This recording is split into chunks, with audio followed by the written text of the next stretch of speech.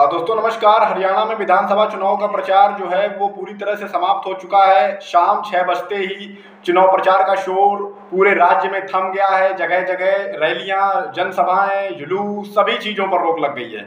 और प्रचार के आखिरी दिन नेता विपक्ष राहुल गांधी ने भी कांग्रेस के पक्ष में माहौल बनाने के लिए पूरा एड़ी चोटी का जोर लगा दिया। चुनाव प्रचार के आखिरी दिन राहुल गांधी दक्षिणी हरियाणा के मेवात इलाके में थे।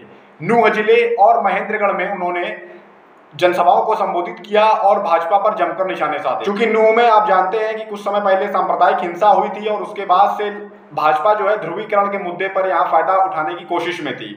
लेकिन आज राहुल गांधी ने यहाँ मोहब्बत की दुकान खोलकर उस ध्रुवीकरण के गुब्बारे को उड़ाने की पूरी कोशिश की। उन्होंने कहा कि हमें मोहब्बत की दुकान खोलनी है। साथ ही उन्होंने अडानी पर भी निशाना साधते हुए कहा कि अडानी देश के युवाओं का भविष्य जो है उसको नष्ट कर रहा है। खासकर उन्होंने, खैर हरियाणा का चुनाव है तो हरियाणा का नाम लेते हुए कहा कि अडानी हरियाणा के बच्चों का भविष्य नष्ट कर रहा है।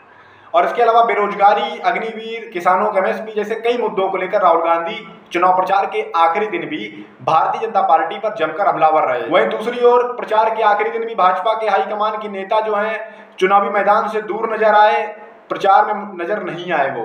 वहीं उसके अलावा अगर हम दोस्तों नूंह और मेवात की बात करते हैं तो यहाँ कांग्रेस ने तीनों ही सीटों पर कब्जा किया था 2019 में।